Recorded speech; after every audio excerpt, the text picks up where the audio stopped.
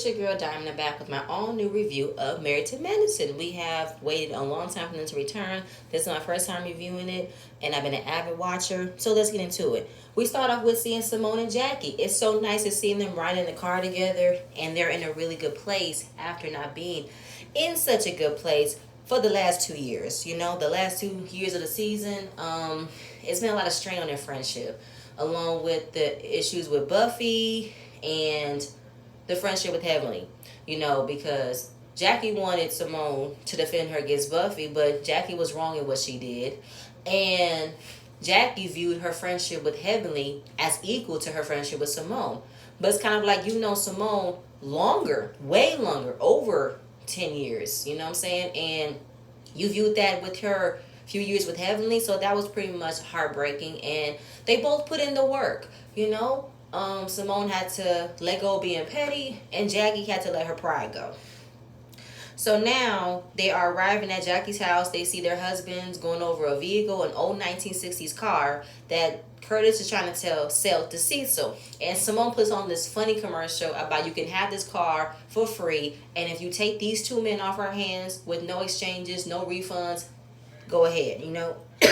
So then it was a conversation about sweetness, you know, because Jackie went to a class in Alabama where they learned about this O spot, which is a procedure where they take a patient's blood, spin it, and inject it back into the areas of the vagina, and it can increase sensation for the women. Pretty much an O spot, you know, get that orgasm. The vagina is always lit, literally. And there was another one called a P shot, where it can increase and lengthen a man's penis. I'm like, oh, word. More strength and more length. Ooh, all right. Simone said, don't bring Cecil into this because he ain't gonna leave me alone. Okay. So then we see Heavenly. Heavenly's at her home. She's talking to her daughter Allure, who is looking beautiful, by the way. She is so beautiful. And working on getting her schedule together because she's working at Heavenly's beauty supply store. Over the course of us waiting for the season to come back, Heavenly had also bought her own beauty supply store, which is really smart because you never really see a black-owned beauty supply store. Never. So right now she is pretty much wanting to invite her daughter in so her daughter can get a handle on the business as well, you know. And her daughter is already having a media presence, you know, on TikTok, Instagram, all that social media stuff, right? So right now she's preparing to learn how to drive, and her father, Dr. Damon Daddy, is going to be teaching her. Now she wants to know why you didn't choose me instead of your daddy. Only because Dr. Damon Daddy is more patient than you are. Then we see Quad. She comes in. And how Quad lets her know, I learned how to drive in a Toyota Corolla, and your first time driving is in a Range Rover. Oh, how the mighty have fallen. You know what I'm saying? Times have changed. You know what I'm saying? Kids get a first taste of a fancy car at the age of 16, where people of Quad generation, my generation, we got to work hard to get to that point. We got to take what we can get, where other kids can just be gifted the car of their dreams, right? So then, Quad talks about Contessa. How has Heavenly been with Contessa? Apparently their friendship is not in a good space right now. You know, they used to talk to each other every single day. If not talking, it was texting. And ever since the reunion, she felt like Contessa ghosted her. And Heavenly don't know what happened. You know what I'm saying? She thought she was being cautious with what she said about, you know, Contessa and Scott's marriage. But apparently she still don't know. I don't know what I did. What's going on? So Contessa pops up in the confessional when Heavenly says she didn't know. And Contessa said that Heavenly has talked about us like dogs. And I'm going to have to agree. I've watched Heavenly's YouTube channel. I've watched her interviews. I've watched her stories. I've watched everything. Heavenly has no filter, okay? She says what she says without stopping, okay? And I think when the time of her talking about Contessa and Scott's marriage, it was an Ask Heavenly segment. And they were asking her all types of questions. And when it came down to the questions about, do you believe that Scott is abusive? She said verbally, emotionally. So it's kind of like, damn, Heavenly, you know what I'm saying? So, of course, Contessa's kind of like, where does the friendship begin and where does the end so ends? Now, I'm going to say this, though. While Heavenly has every right to use her platform, use her YouTube channel as the way that she wants to. But she's got to be careful. While you're being honest about what you're talking about, you're being honest about how you're feeling, be prepared for your friends to come back and say, why would you say that? That's how you really feel? And that's how you felt. Why didn't you tell me? Because Heavenly has diarrhea of the mouth. Heavenly will talk shit like no other, but feel like she has the right to. Because ain't nobody check Heavenly the way that Toya checks Heavenly, the way that Mariah checked Heavenly. Ain't nobody else has. So it's kind of like a back and forth, you know what I'm saying? And what can you do? You know what I'm saying? So moving on from there, we talking about Quad's home. Quad is renovating her home, and Heavenly wants to know, does she have any sugar daddies, any gentleman callers that can, help you out? She doesn't want to accept any money from a man, and she doesn't want to put that man as he has authority over her household. I want to get in my own way with my own name. I'm like, okay, I'm not mad at you, Quad. Do what you gotta do, So Contessa is working out with her professional trainer, trying to get her body right. But then he kind of lost me for a second when he wanted her to see in her bikini. I said, wait a minute, what's going on here? What type of workout is this? Oh, a fitness competition. Like bodybuilding, weight, that part, that competition, right? So, last year, she was going through a lot. We saw the whole entire breakdown of Scott's and Contessa's marriage. You know what I'm saying? Especially at their reunion. When she grew up in a volatile home, she never wanted to be back in a volatile home. And she's living in a volatile home. And on the reunion, it was announced that she filed for divorce. And she exhausted all of the options. She literally felt like her marriage was hopeless. And when she did come down, Contessa's body is amazing. Okay? Oh my God, Contessa, her body is like amazing, right? So when talking about maybe her marriage is over, they did have a conversation with the children about getting a divorce. She found a realtor. She's going to sell the home. But Scott did not want to sign off on the home. He figured, don't do that. I'll get therapy. Now, Contessa's been trying to get Scott to therapy for the longest. I mean, this whole thing that he went with, the whole life coach thing, don't know who it was a woman, not a woman. And I'm like, what is this? What is this, And he figured, I'm not going to lose her this way. I'm going ahead and just fix it. I'm going to go to therapy, right? So the fact that he decided not to sign the listing, go to therapy, it was enough for her to see that he wanted to make this marriage work. And that's all it took, And they're sitting in the confessional, both of them, how he definitely appreciates therapy. And they haven't been fighting.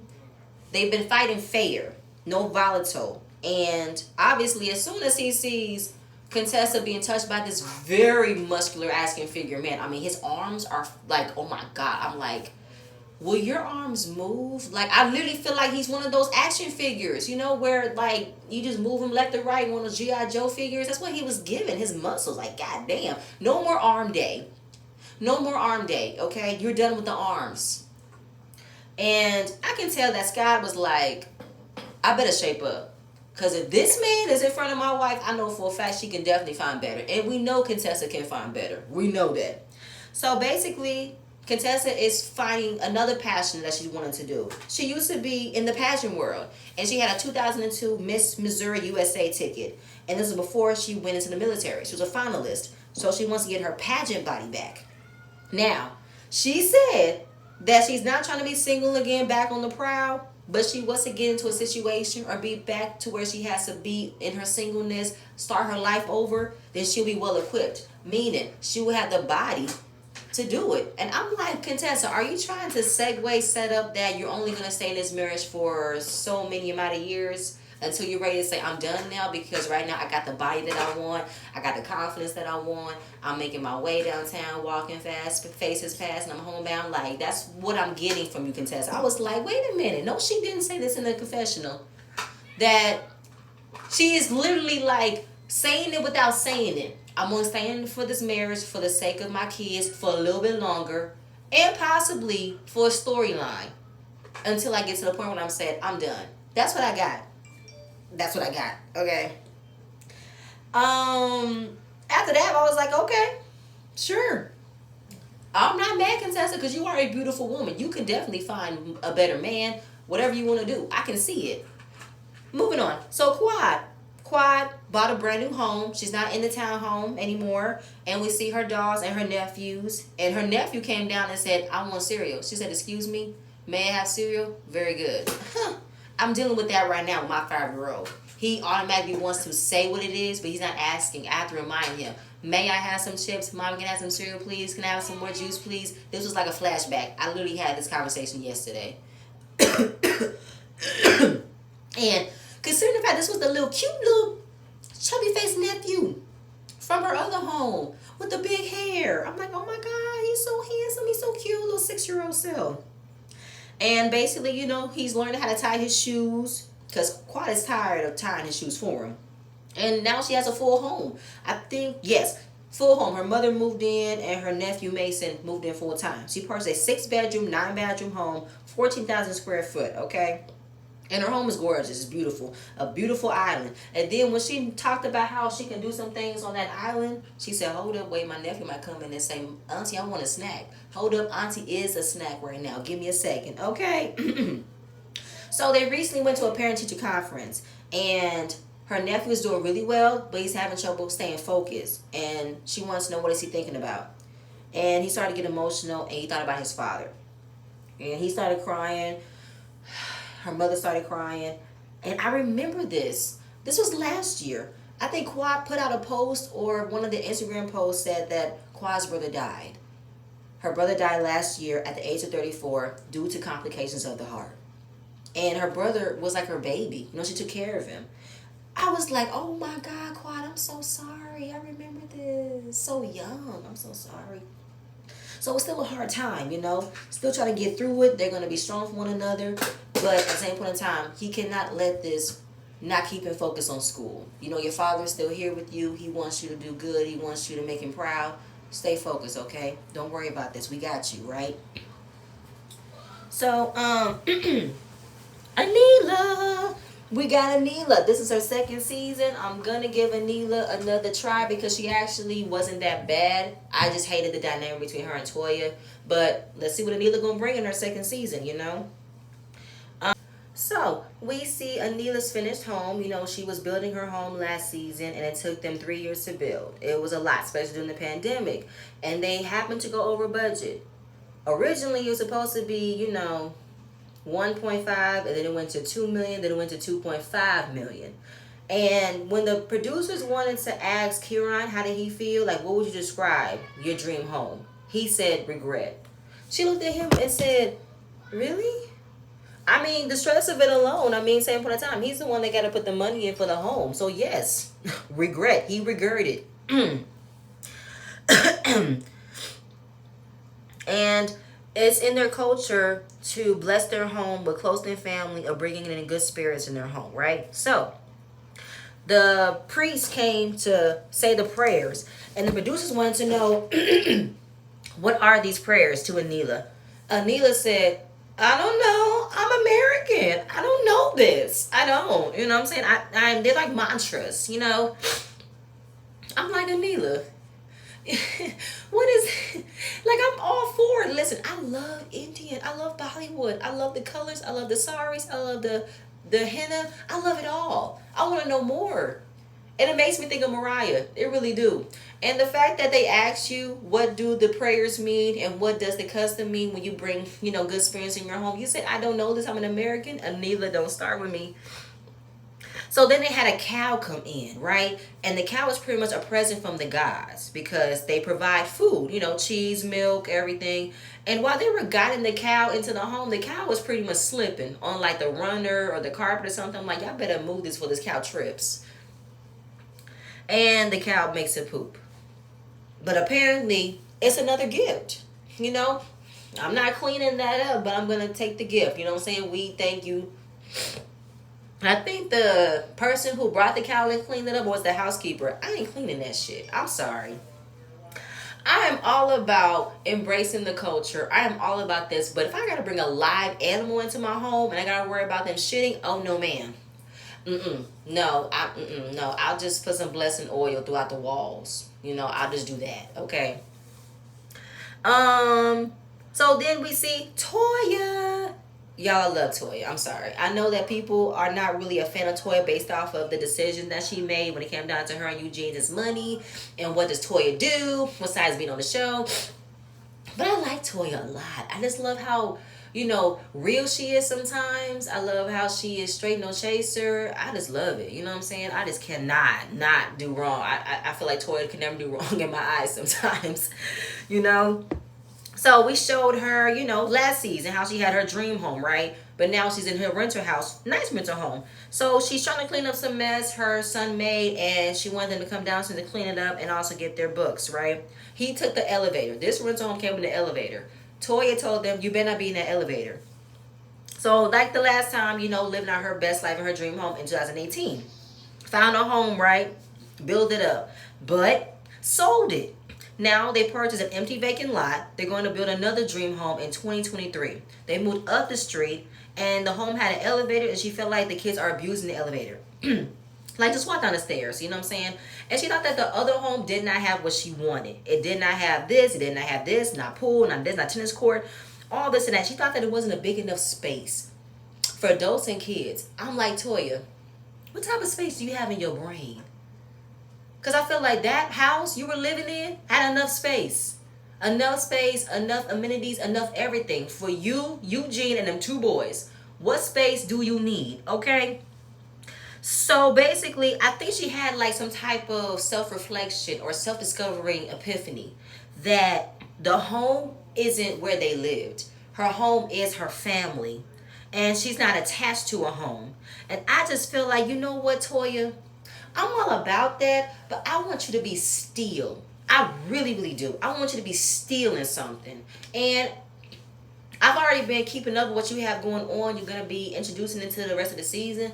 But I think you should dabble in home renovations because you have an eye for it. You have an eye. Like your style, your designs, your everything. You should really take into consideration of doing home renovations because I think you'll do great at it. You know what I'm saying?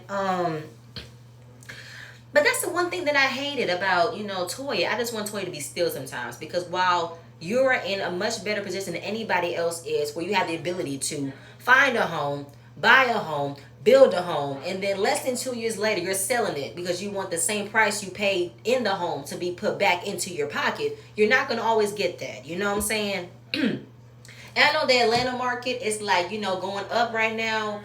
I'm just like, man, Toya, I love you, girl, but I really want you to be still sometimes. So Eugene comes home, right? And she's saying that your son's broke the elevator. Now she told him it's not a toy. And Eugene don't want them getting stuck. And it's one flight. Go walk up the stairs. Now I'm not even mad that, what I'm saying? I know you want to be spoiled and everything, but no, you're going to walk up and down. This elevator will not always be here. So then just having a little small bickering back and forth because she's trying to tell her son to go put some socks away, and he ended up opening all the little baggies. She said, "Did I tell you to unbutton to open them? I just said put them in there." Now she was yelling, and he said, "Do we have to yell? Are we not a black family? Do we not yell?" He said, "Do you know how noisy it is in the ER? Okay, do you want a white woman? Are they much quieter?" Not funny. But I'm just like, you know what? This is one thing that I've always loved about Eugene and Toya. They be real sometimes, and they be like, I get it. I'll be like, I just so get it. So I get it, And he wants a reset. Then talking about how she received the invite to Neela from Manila. Why did I write Neela?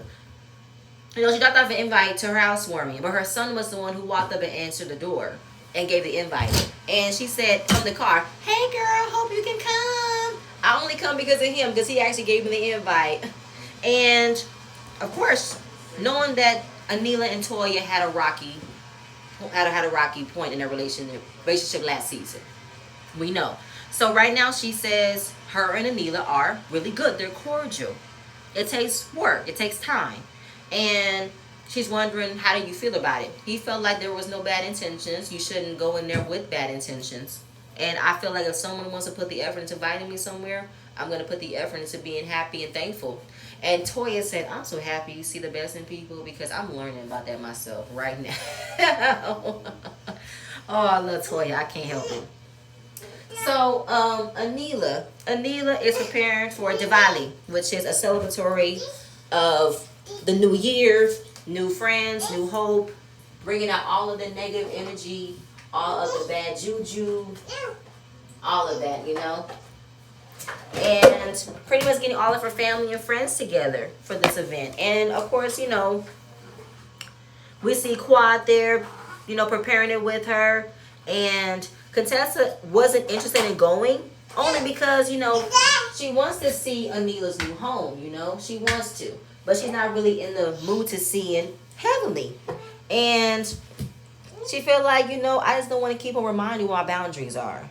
And then they are not trying to dress up in the culture for the Indians. Like the Indian culture, the Indian attire. They're not going to dress up because they have a lot of Indian friends and they never had a problem with what they wore. But I'm just kind of like, wait a minute. Wait a minute. You getting invited to a home where they celebrate Indian culture. They're celebrating a holiday. And you're not going to wear the proper attire. You're not going to wear the sari. You're not going to wear the jewels. You're not going to... Really? Only because you have friends who don't mind you not wearing their proper attire. Okay, well, that's them. This is a whole different ballpark, you know? So Heaven's getting ready. We see the husbands ride with Jackie and Simone. And, of course, they want to know, what is this festival called? It's called Diwali, which means bringing in the new year. The last year, they did Holi with the colors, you know, to take away something bad, bring in something good. And just taking away everything evil and bringing in new energy, new positive light, which I love, okay?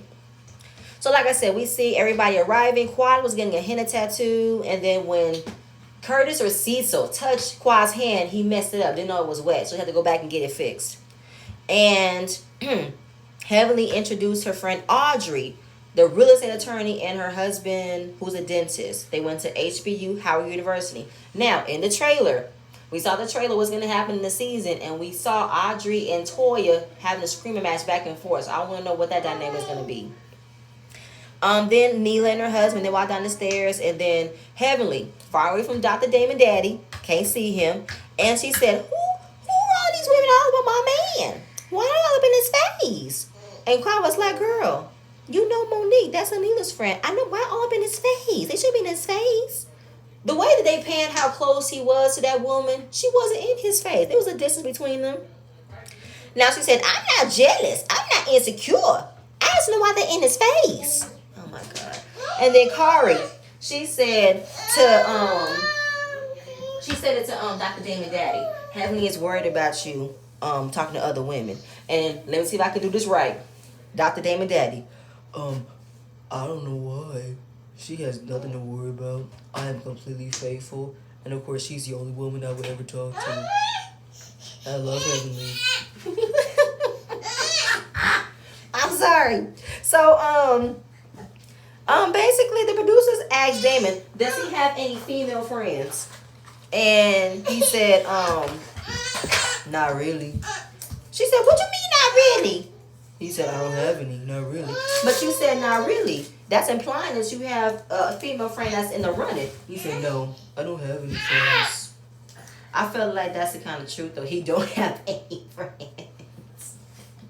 I'm sorry. Dr. David. I'm sorry. Okay, I'm sorry.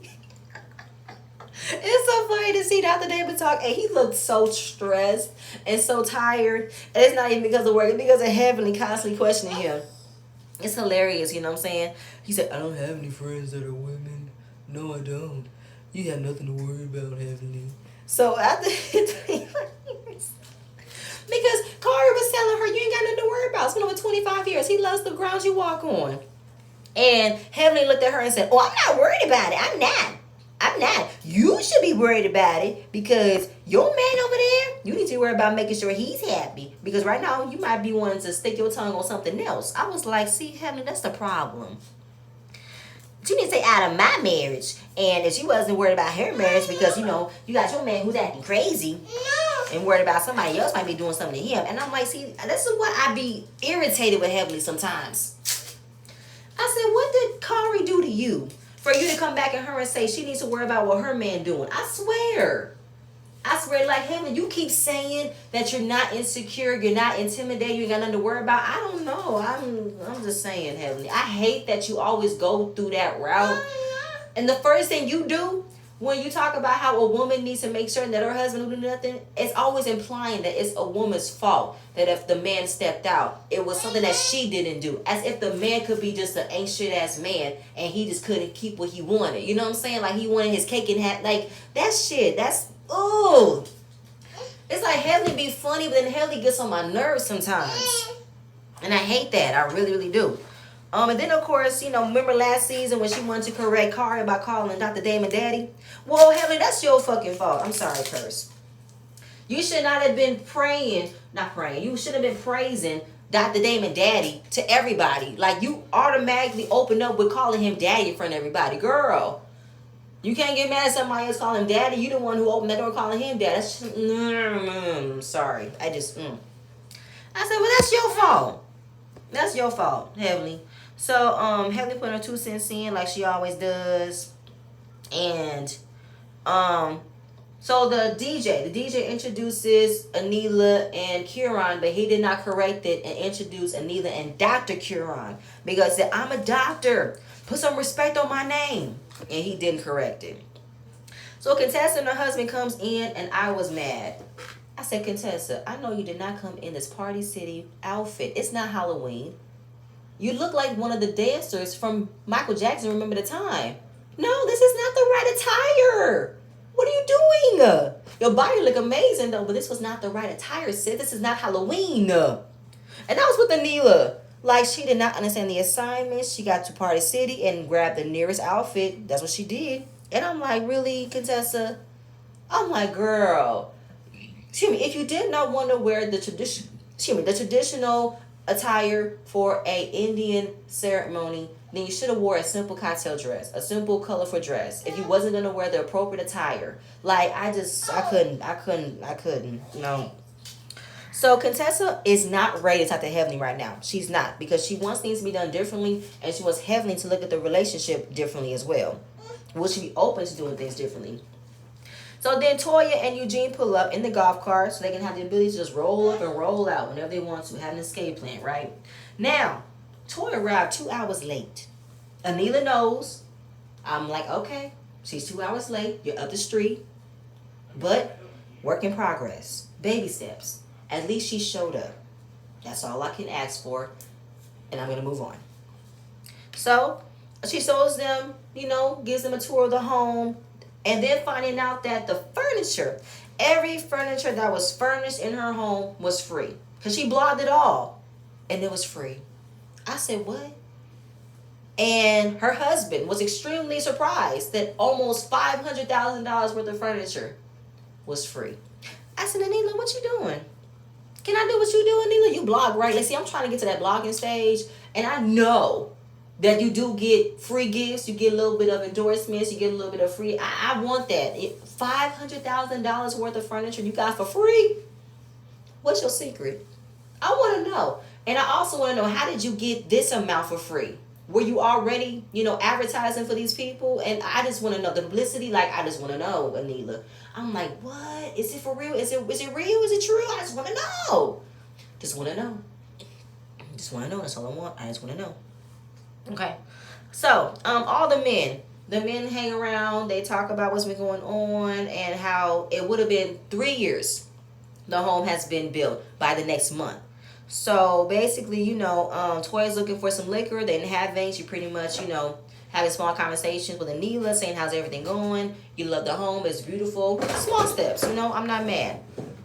So then, of course, talking to the men about what's been going on and how they've been busy. They've been working. Nothing else, nothing new. And looking at Scott's behavior, he's kind of like, saying how it's been misinformation happening. You just got to keep it pushing. And last season, Scott definitely was lying about a lot of things, even at the reunion, hearing that, Heavenly called him out about how he didn't have a life coach. It was a woman, not a woman. And then Kieran, he's hearing the story left and right. It's so confusing. Like, is it this? Is it this? Is it this? Is it this? I don't know, So basically, just going through the drama. You got to go through the pain, go through the trials, and just push through. So Quad and Contessa have a small conversation about how she hasn't spoken or seen, Heavenly. And right now, I love her to death. That's my sis. But I feel like there's a line that you can cross, And Quad wants to know, what was she saying? all the things she said on her YouTube channel. And Quad knows. And I'm happy that Quad was able to, still loved her friendship with Heavenly, but still said you wrong though. Because Heavenly feels like there's a place in her world where she can talk about the things she want to talk about, be candid, be open, be honest. And her friend's supposed to just accept it. No, those worlds collide. You're not supposed to be in a space where you talk shit about your friends and you think that we're supposed to still be like, hey girl, hey Heavenly, hey, how you doing? No, because all through the flashes they were talking about, they show with Heavenly, she's talked shit about everybody. She talked about Jackie's husband. She talked about Toya. She talked about Quad. She's talked about everybody on her page. So Quad, no. So Heavenly definitely has to be aware of while you have your own channel. Nobody's knocking you.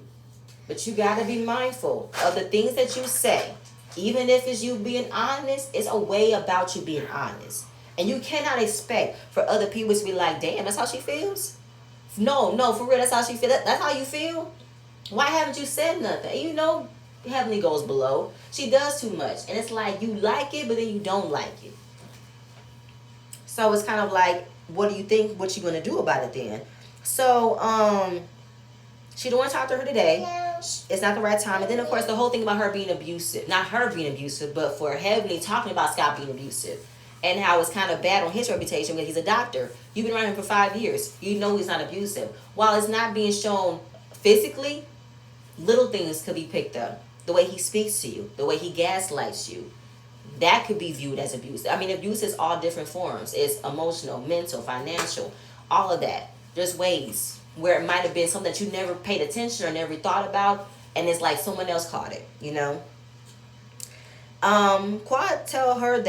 Quad telling her that Heaven's pretty much messed up too, and how she is definitely sad that they're not communicating the way they used to, and that Heavenly's confiding into Jackie and Quad about how much she misses Contessa and she misses the friendship, and she's really upset about where you're at.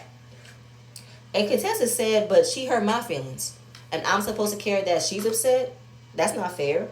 We have spoiled Heavenly, completely spoiled, and I'm like, yeah, I did. Like I know,